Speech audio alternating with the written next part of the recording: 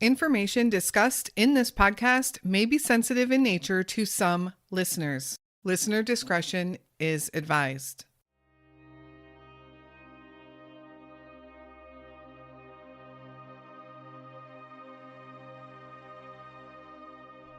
Myra Lewis gave everyone she met the happy toothy grin and sparkling eyes. She was just 2 years old and lived in rural Camden, Mississippi, with her 2 siblings and her mom and dad. Besides her family, Myra's best friend was her black lab named Midnight. She had spent the first 2 years of her life growing up with him, and he in turn adored little Myra as well. Many said that he was definitely her dog.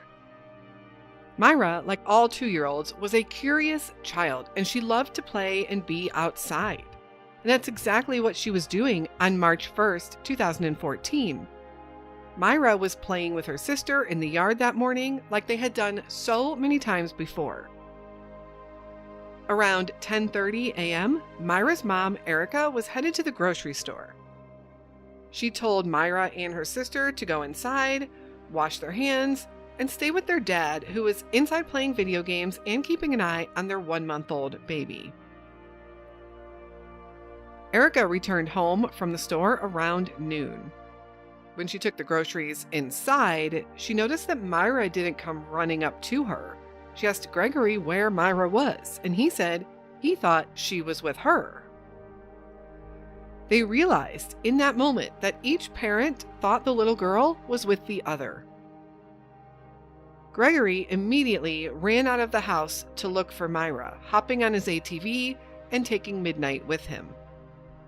When the search turned up no Myra, Erica and Gregory called the police to report their daughter missing.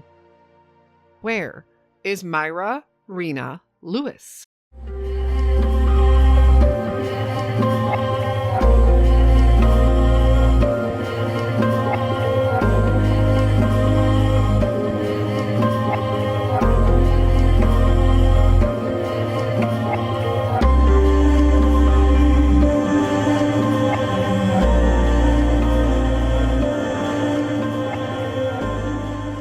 Hello, and welcome to the Where Are They podcast and another unsolved missing person case, a missing child's case.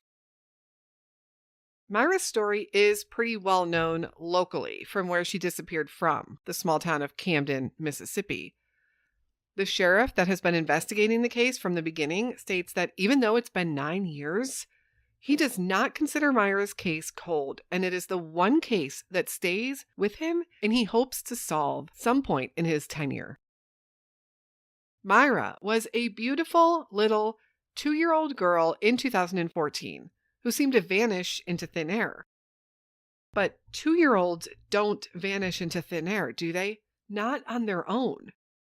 Even when a 2-year-old wanders off or goes missing of their own accord, they are curious toddlers, after all. They are generally found relatively quickly. They can only get so far, unless an adult is involved. Myra's story came recommended to me by a listener, and I hadn't heard of her case before. After I started researching it, I did realize that it is pretty well known locally, but not so much outside of that region.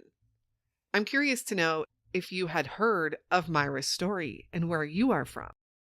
Myra Rena Lewis was born November 30th, 2011 to mom Erica Ledger and dad Gregory Lewis. She had a sister at home already and a beautiful black lab dog that immediately became attached to Myra. The dog, Midnight, would spend the next years at Myra's side, and they were the best of friends.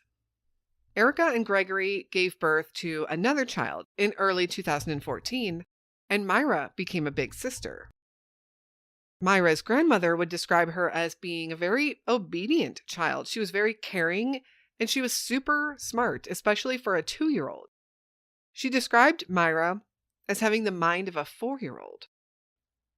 The family of 5 lived in a small rural home in Camden, Mississippi, with Grandma living right next door.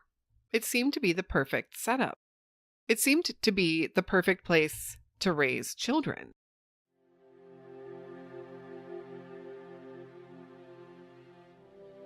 The Disappearance.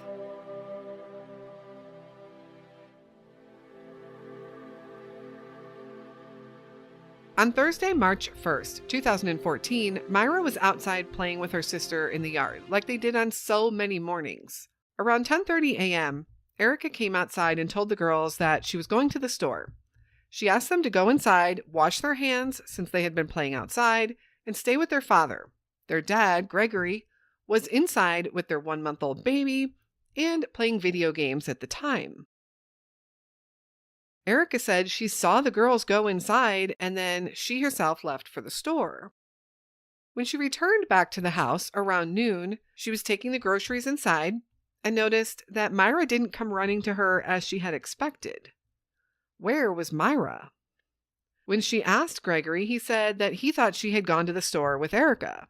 And Erica said no, she had watched her go inside the home before she left. But Gregory said he hadn't seen her. He didn't see her come inside at all. This meant there was an hour and a half of time where Myra was completely unaccounted for. He immediately ran out of the home in search for his daughter. He first ran next door to Myra's grandmother's house, hoping that maybe she had just wandered over there. She had done that before, but the grandma hadn't seen Myra at all. Gregory then hopped on an ATV, and with midnight at his side, he started searching for his daughter. After some time of searching and realizing that he couldn't find Myra, they called the local police department to report her missing. The questions remained. Did Myra make it inside the home and then leave again without her father seeing her? Or did Myra not even make it inside and Erica was mistaken?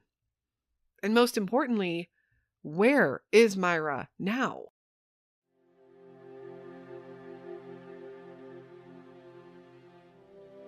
The search.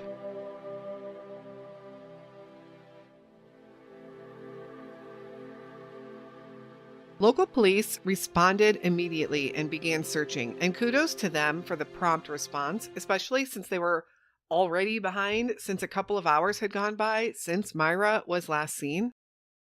Police began by searching on foot around the home, and Gregory continued searching with the dog, Midnight, at his side, hoping that Midnight, being pretty much Myra's dog, could sniff her out if maybe she had wandered into the woods or nearby fields.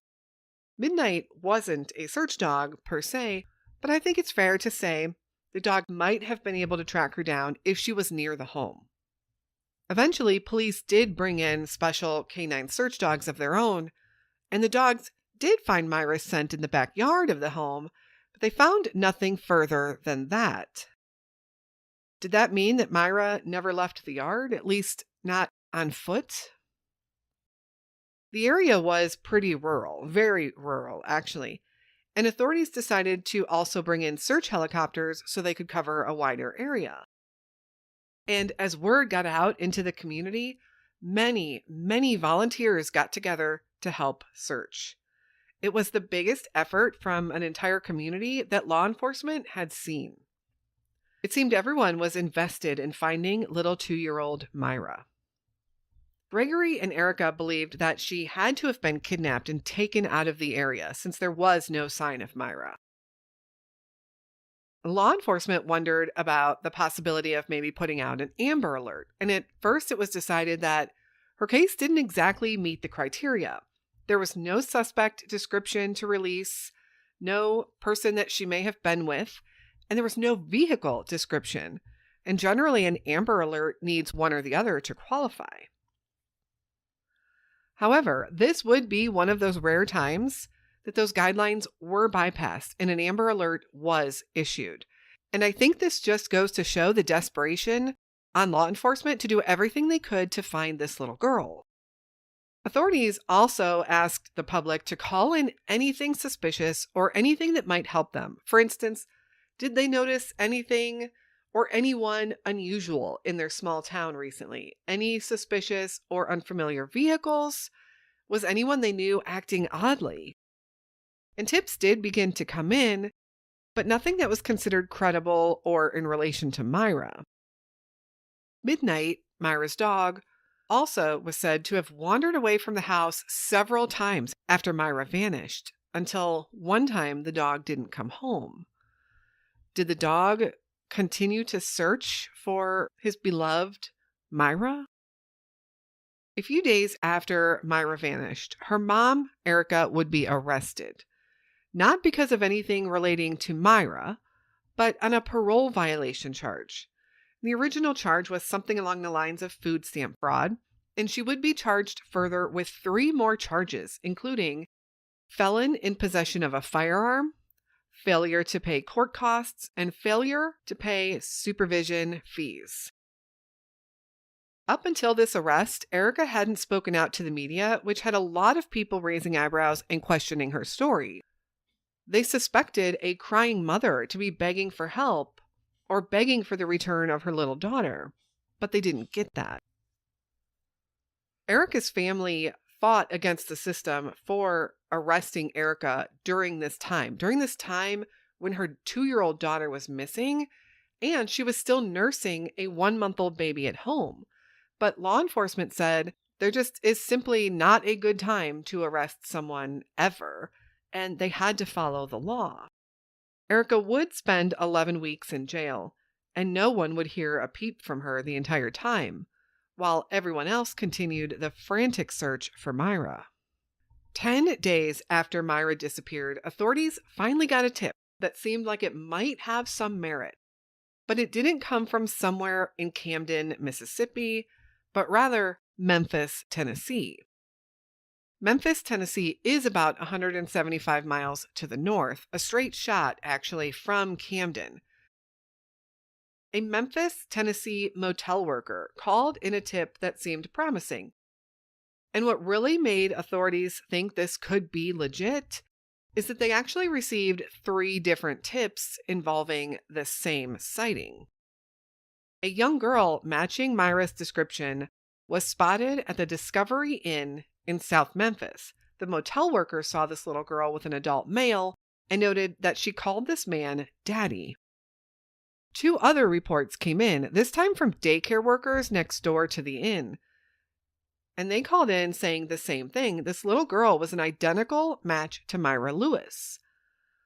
By the time authorities got there, however, the girl and this man were gone. The only additional clue they had to go on was that they were in a white car, and no one else was seen with them. It seemed as if it was just the 2 of them. The motel worker said that the little girl stayed in the room all day, rarely ever leaving. And it's unknown what information they were able to get from this. For instance, did the motel have any registration records? How did they pay for the room? If law enforcement does have that information, they have never shared it publicly. Another interesting fact came in when someone noticed that the flyers being put up around the nearby city of Camden, Mississippi, were being taken down and replaced with different flyers. The old flyers had the number for the tip line very prominently displayed on them. The new flyers had no contact information at all. No one could figure out who was doing this or why, and no one ever came forward to claim responsibility for it. So somebody had made their own flyers and had them printed or printed them themselves and took it upon themselves to go around town, remove all of the flyers that the family and volunteers put up and put up their own flyers. This definitely seemed like an odd thing to happen in the midst of the search for this little girl.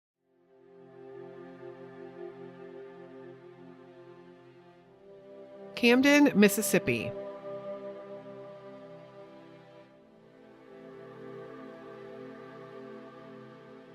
Camden is a small town, population just around 1,700 residents. It's also very rural. Properties are spread out, and there is plenty of vacant land around the town. Much of that land is covered in trees as well, making it an easy spot for a child to possibly disappear in if they did venture off. Mount Pilgrim Road is specifically where Myra Lewis lived with her family. And this road is also exceptionally rural. Many of the houses on that road are spread very far apart from each other, lots of vacant land on this road. It's easy to see how something could happen and no one would notice, or even how a child could wander off and no one would see.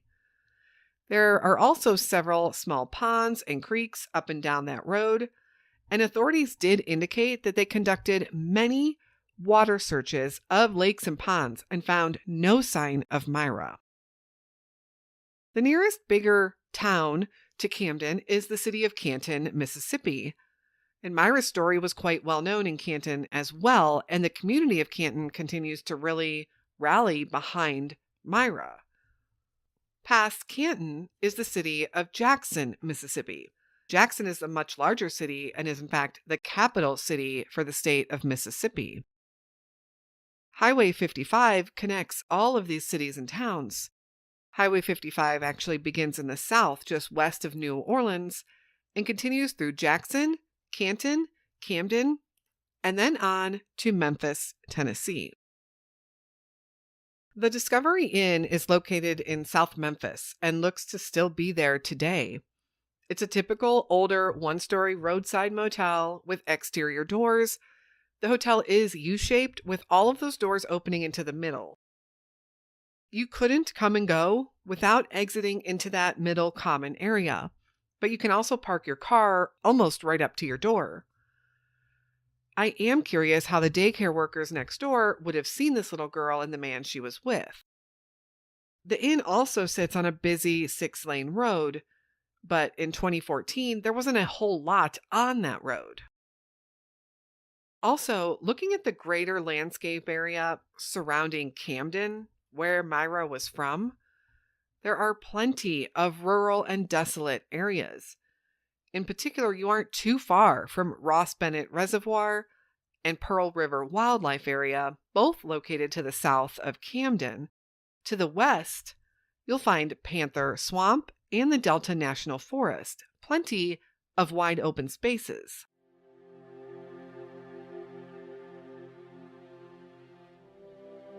Myra's family.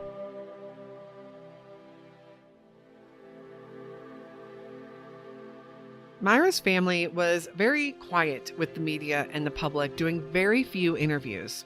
Of course, Erica was locked up for 11 weeks just after Myra disappeared, which, if she had nothing to do with the little girl's disappearance, had to be absolute torture for her.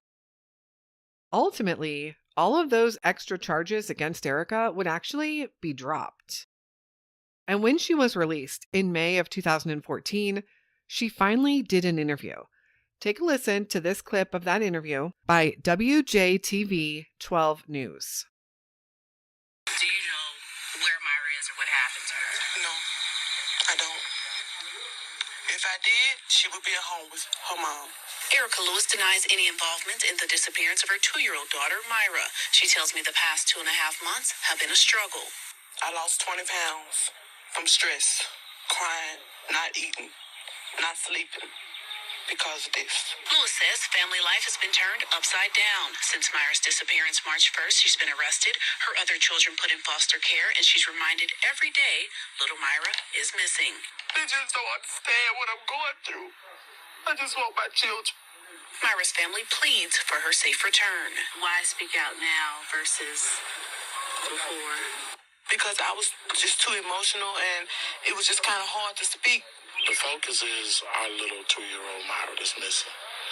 And it's like everybody's gotten completely away from that. Erica Lewis has a message. Anybody that's seen anything that day, any unusual car parked on side the road and pull off when you come behind, just bring her home. I just want her home. Myra's grandmother was a bit active on the social media sites set up for Myra, but neither Erica nor Gregory ever were. And to make matters even more suspicious, while law enforcement continued to treat this case with urgency and search for this little girl, many of whom said they couldn't sleep themselves, knowing that she could be out there and be in trouble, the parents were MIA.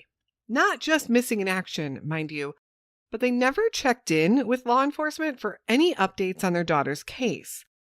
And when detectives went to update them at their home, they realized they had moved out and abandoned the house and left no forwarding information. Authorities had no idea where Erica and Gregory had gone. While there is no evidence pointing to the couple as being persons of interest, their actions certainly did have people talking. It is important to state, however, there is no evidence that leads authorities to suspect Erica and Gregory. And perhaps this is their way of managing their grief. Everyone does process things differently. It also seems that shortly after Myra's disappearance, the other children in the home were taken and put into foster care. And to this day, Erica and Gregory continue to be pretty quiet on their daughter's disappearance. Meanwhile, locals to the area remember Myra regularly. Everyone there seems to know her name and her smiling face. It's hard to imagine. She was 2 years old when she went missing, and she would be 11 years old now. Local media still reports on her case, generally on the anniversary of her disappearance every March 1st. And the sheriff who was in charge when she went missing, Sheriff Randy Tucker, is still in charge of the case today. He had this to say recently during an interview with Dark Horse Press. Quote, "She is my case. She is at the top of my list. I have been through hundreds of cases where you see lives destroyed. I've seen an awful lot. And that is the one case that truly haunts my heart. I hope I don't end my career with it unsolved. I'm afraid that I will, but I truly hope that I don't." End quote. To this day, the Amber Alert for Myra Lewis is still active and is Mississippi's longest running active Amber Alert to date. What do you think happened to little Myra? Could she have wandered off? Was she abducted out of her rural yard with no one seeing? Or could a family member have been involved in her disappearance?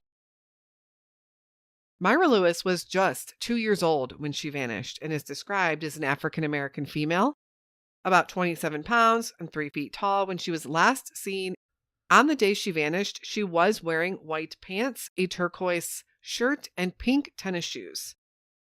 The FBI has offered a reward of $20,000 for information leading to finding Myra. Anyone with any information on the whereabouts of Myra Lewis is asked to call the FBI at 601-948-5000 or the Madison County Sheriff's Department at 601-859-2345. Such a sad, sad case of a young child vanished with very few clues. Let's keep Myra's story out there and share her information. Someone has to know something. Please remember to give us a follow on the socials for any case updates and news, and feel free to reach out to me there with any feedback or case suggestions. If you'd like to support our show and our mission, please consider leaving us a 5-star review and joining us over on Patreon, where we share additional missing person stories. We use this as a way to help families of the missing, either through their GoFundMes set up or through missing person charities. And if you happen to know of a charity that you'd like to see us partner with, please send that information over via social media or email as well. Again, all of that information can be found in the show notes. Thank you all so much for listening to Myra's story today. We will be back again very soon with another unsolved missing persons case. And until then, stay safe and hug your loved ones.